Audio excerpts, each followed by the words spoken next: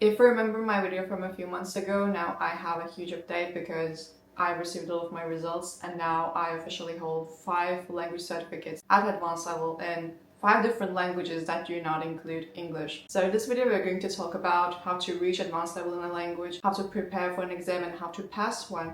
And also I'm going to share some tips because I think at this point it might be a world record or something, because I don't think anyone else has done something similar at the age of 20. And at the end, if you're wondering, I will elaborate how life looks like when you have all those certificates. So let's begin by telling about my challenge. I'm İclal, by the way, and last year in January I was absolutely at the lowest point of my life. So I need to remind myself that I was in control and I need to take my power back from everything. So I wanted to use my abilities while doing that, and one outstanding thing was absolutely my ability to speak some languages at a really good level. So I wanted to turn this into something that could possibly help me in future by taking language exams at the most advanced level I could. So I came up with this challenge. I'm successfully out of it. When we talk about language levels, I don't think they are super rigid, but a way to decide at which level you are is obviously self-assessment. Like if all the material that you're using is at B1 level, there is a high chance that you are also at B1 level. And according to Council of Europe, C1 level is when a user can read longer texts with implicit information for representation of that arguments by using a coherent structure and also without obvious mistakes or a thinking process. And when it comes to C2, according to Council of Europe, it's basically when you can understand practically everything you hear or read, and you can summarize information from a variety of resources. Expression is supposed to be fluent and nuanced, and those are known to be the 2 highest level of language learning. And you may ask at this point, is that necessary? And my answer would be no. I didn't start learning German or Russian 5 years ago dreaming of my C1 certificate that I was going to take one day. Absolutely not. Now I'm learning Finnish, and currently my only objective with Finnish is to become fluent, make basic sentences, manage conversations, and maybe in a year being a decent intermediate in Finnish language. And I think especially when it comes to C1 or C2, those indicate a high level of expertise, and I don't think everyone needs it. Like, I mean, I have C2 in French and Italian because I'm currently a politics student in Italy in Italian, and my French is still better than my Italian, so that kind of explains a lot. And also it brings us to another question that I receive super often. Are you now better than natives? And I think C2 doesn't mean native, just as native doesn't mean C2. Like in my definition, like no one asks me to come up with these kind of definitions because there are people out there like at the Council of Europe whose job is to make these definitions. But if you ask my opinion, I would say that C2 is like an educated native, like a native who holds a university degree, who has a habit of reading regularly and who's kind of well informed. And I think a lot of people on the internet are overly dramatic when it comes to fluency. Like you tell them, oh, I speak this and that language, and they're like, can you talk about philosophy? Like, as if people can talk about every possible thing in their native languages, we're going to expect from foreigners to just merely learn that language to talk about everything in a magical way. I don't get this. Like, I could just go down the street and choose a random person here in Italy, and if I ask them to comment on an article of the Italian Civil Code, they would be just like super perplexed, whereas I can do it.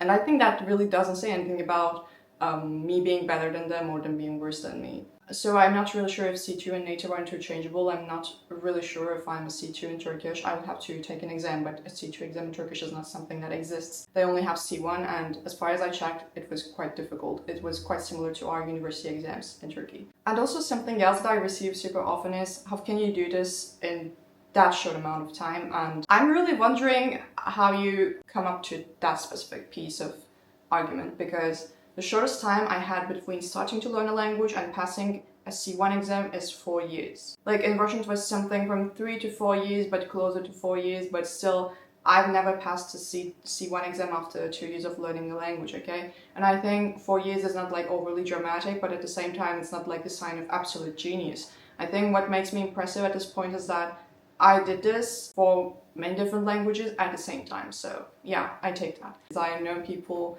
who took German C2 certificates in like 3 years of learning, and it would be super weird for me to say that, oh my god, I'm absolutely stupid, look at those people who took C2 certificates at 3 years, and I'm sitting here with my C1 which I took after 4 years. I'm just super stupid. Would it make sense for me to say that? No. So I think in the same way it just doesn't make sense for you to compare your case to mine, because like everyone lives in different circumstances, I would say. So now let's talk about the preparation. A while ago, while I was preparing these notes, I just checked my Instagram messages, and one person texted me that they wanted to take a French C1 exam and their current level was B2. They could actually read French books and understand podcasts pretty well, but they were a bit afraid when it comes to exam, and their main question was, do you think I'm able to pass the C1 exam? Because if I'm likely to fail, I don't want to try, because you know exams are a huge investment, they cost a lot. I think there are two types of people who take C-level exams in a language, and the first group is they are like ambitious intermediates who just want to skip ahead. They can be B1 or not really experienced B2 users. In this case, I think you should first make sure that you reach the necessary level. I would tell you to take from 6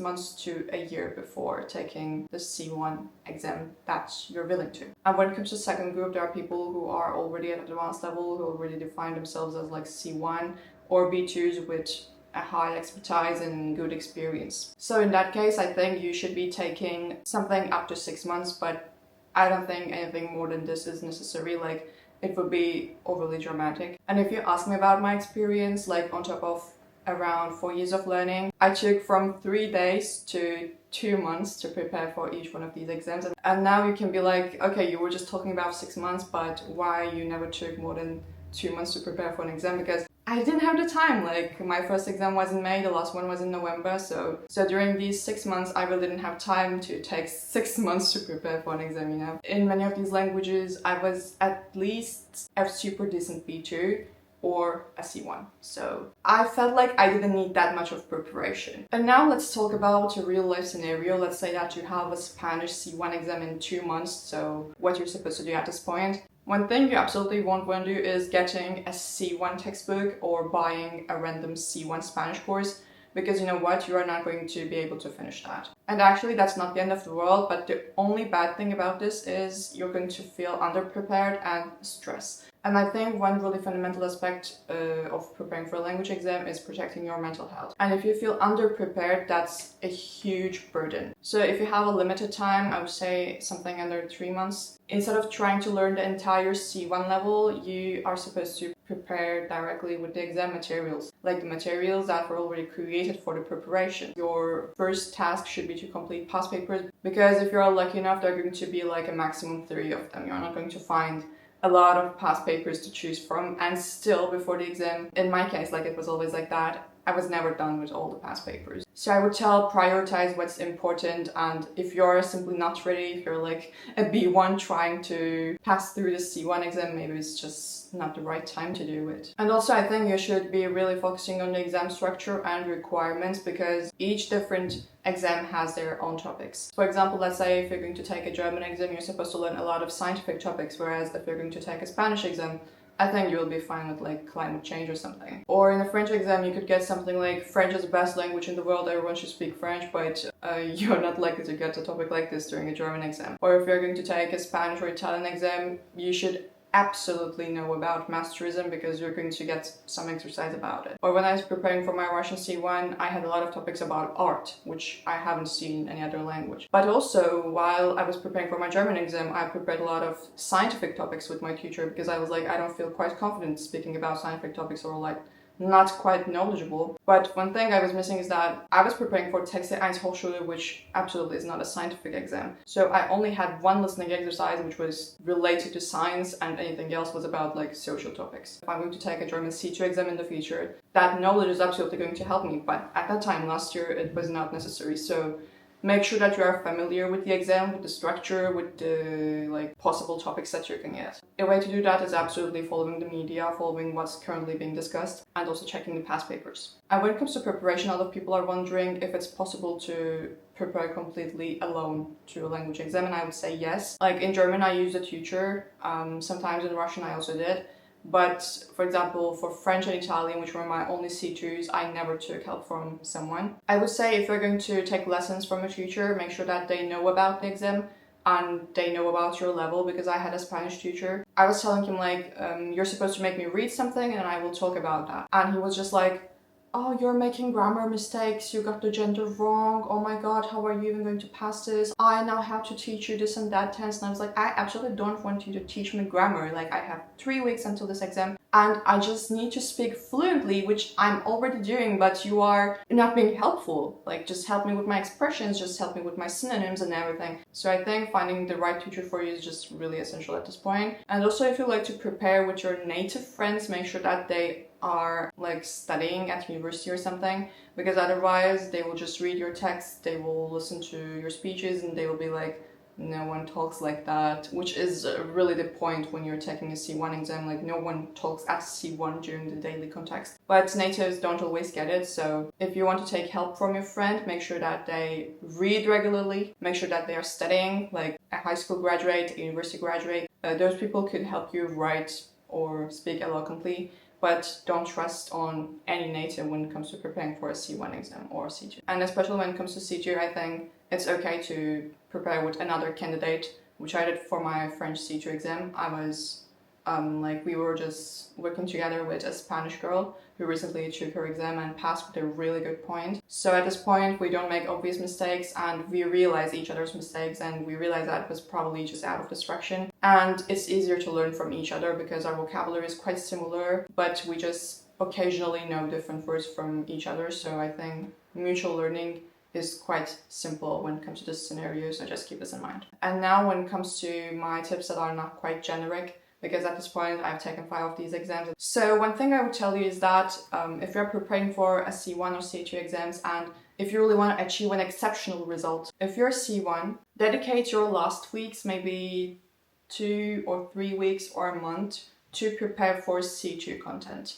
Like, deliberately learn some C2 vocabulary, which you will make sure to use during the exam. Or on YouTube, watch C2 speaking exams, or on the internet you can read C2 written texts, and just try to get something from their structure, from their wording. And I think this really is going to save you during the exam, because you will create a really good impression. And one thing I did before my French exam was I prepared with material that was made for French natives, like teaching them new vocabulary or helping them with their most common grammar mistakes. And I was also watching a lot of political debates and speeches, and politicians just come up with the vocabulary that no one has ever heard in their lives. So I was also using that weird vocabulary, which at times maybe creates a weird impression, but they can only say, wow, this person just knows something. Another point that's going to save you a lot of stress during the exam, especially for reading and listening exercises, is the fact that you know a lot of synonyms. You should know an alternative for everything. And also, speaking and writing with a lot of synonyms is going to enrich your expression, which is always a plus, because it's always the same language that you're using and you just need to elevate the level. And to get more ways of expressing the same thing, I think you could work with ChatGPT. So I was just inserting random texts or phrases that I've written, and I was like, change this as much as you can. Or you can use DELE, the writing tool there. It just gives you alternatives for the phrase that you've written. Or for separate words, you could use reverse context synonym feature. And also, I would say before a C1 exam, it feels like you're supposed to know absolutely everything. So some of you try to read novels and you're like, oh my god, I still don't know anything, what I'm going to do. Instead of trying to read novels, I would say try to read articles, magazines, even newspapers, but most especially like blog entries online. And when it comes to C2, you can read scientific articles. So if you still can't read a novel and understand every single concept that's happening, I think it's okay. And maybe instead of listening to podcasts which always talk about same things like mental well-being and stuff, you could listen to TED Talks, because they're going to give you a lot of examples which are really impressive during a speech that you make. That brings us to another point, because you should really be following the media. During my French C2 speaking exam last year, I was given the task of acting like the president of a student association, and we were supposed to organize a conference. And at some point I told that I was looking for a venue for this conference, but the rents were just too high because of the Olympic Games in Paris. And at that point, the jury was just looking at me like as if I just told the rarest piece of information in the world. They were just super amazed. And at the end, my speaking exam lasted way shorter than it's supposed to do, because the jury was like, you know what?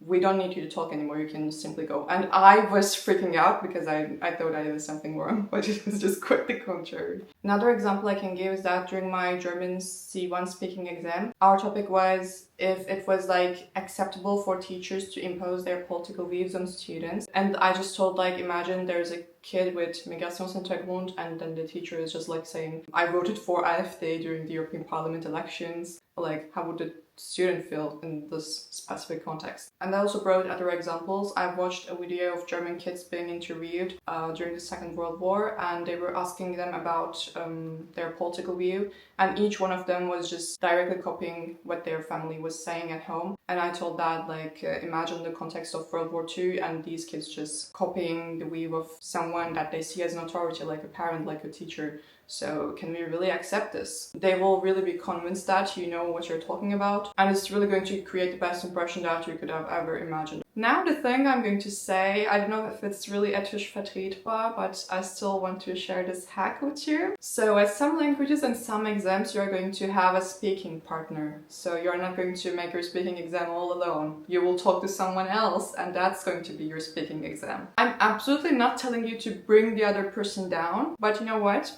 They are scared. I know you're also scared, but let's act like you're not. Like, if the jury is going to see that one person is speaking with a shaking voice and the other one is just like talking like this as if they talk in that language every day, this is going to create a really good impression for you. If you don't know who you are going to get, you can get someone who has a really dominant accent, you can get someone who speaks like a native. You can also get someone who just doesn't want to be there and who's like, oh my god, I'm scared, are you also scared? Like, don't let them have any kind of impact on you. I think that's super essential. What you want to do is that showing the jury that you are confident, you are happy to be there. You absolutely feel fine with the exam, even if you don't. They absolutely don't want to see a scared person. They don't care if you're scared, okay? So during my German exam, I just tried being calm. I manipulated myself in some way, we could say. I told myself, look, you do this every day, you speak German every day, which we can say that I did before the exam. I was taking group classes, I was taking private classes, so I'm not absolutely telling you to like sabotage your speaking partner, but still you could use the situation in your advantage. You could show that you're not scared. And since the other person is going to be scared, I assume, it's going to save you a lot.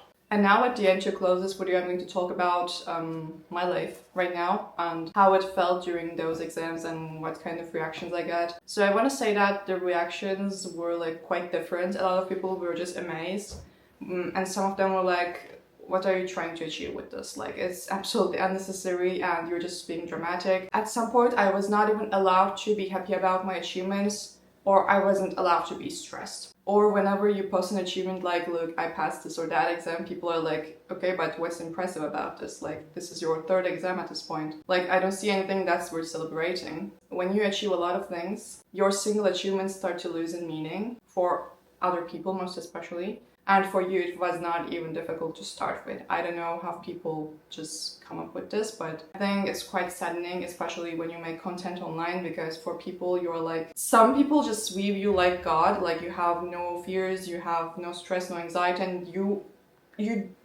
don't have the right to have it, okay? I can say that last year I was not doing quite well, also during the exam period.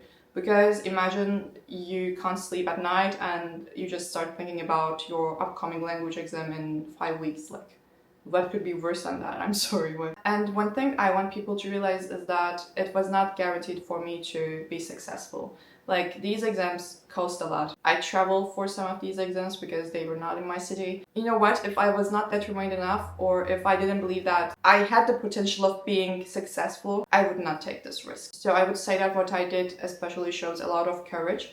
So that's also another reason why I'm proud of myself. But something else I'd like to add that I'm also sort of disappointed. Sometimes I see people who learn one language and who take one exam and their entire life changed after that. But for me, I took 5 of these exams and I'm living in a quite similar context as last year. I'm still at the same university, which I didn't expect to change thanks to these exams, but still, I'm still doing the same things online. I obviously have more credibility, I make more money, I have more expertise, I feel more confident, but still I feel like this deserves a better recognition. And obviously for this, I have to take steps. For example, I'm currently unemployed and I can't just go and take a random job because I'm overqualified for quite literally everything. So at this point, I can honestly say that there were like no random opportunities out of social media that were given to me because I have this achievement. Recently, for a volunteering project, I had an interview for the first time in my life, and the first question that we were asked was, how many languages do you speak? And I never tell someone that I speak 10 languages because they start acting super different and I don't like that kind of attention. So I just told them about the official certificates I had, which at the end looked like I spoke 7 languages, including English and Turkish, and they were of course already amazed by this. And at the end of the interview, they gave us a paper with 4 questions in 4 different languages, and I was the only candidate to answer all the questions on that paper and with a paragraph. That was the absolute first time in my life since the last year where I felt like my achievements had some in real life recognition, you know?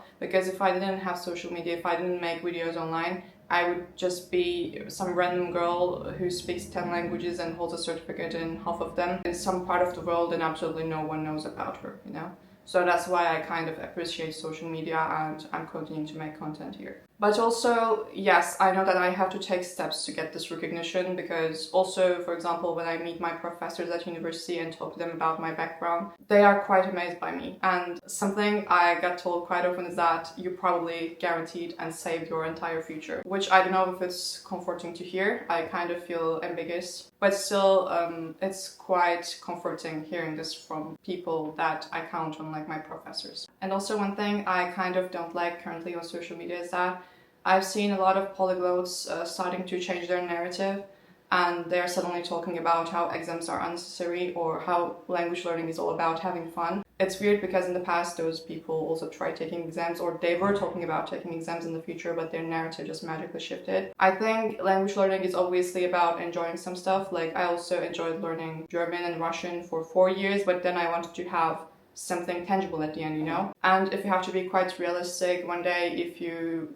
are going to work with this language or studying that language or move somewhere, I'm sorry, but no one will care about how much passion you have about the language, or no one will care about the Instagram reels or TikToks that you post, okay? Obviously, they are not the ultimate things that are going to make you take that job, but it's a huge proof. And also someone having this or that certificate is, I think, more likely to also be successful at some interview or work meetings. So I think this is not something that you can discredit, you know, because I feel like everyone would do the thing that I did only if they could. So yes, at the end I can only say that I'm proud of myself, and maybe I have more hope for the future because I have all the necessary achievements to be successful in the future. So that's kind of what gives me some confidence. And also I'm happy that I have a huge online community who supports me and who believes in me. Last week, a professor of language and politics told us that if you're doing something as a woman and if grown men are hating on you, it's a sign that you are doing something absolutely right. I don't have a lot of haters to start with, like I'm also being supported online and also in real life, but somehow it's always a grown man. But the most disappointing part is when a hater of yours is not even a man.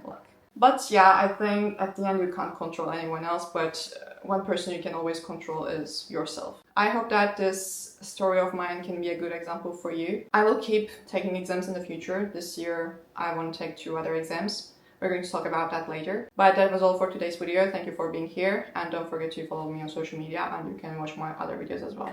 See you in another video, and bye. Take care.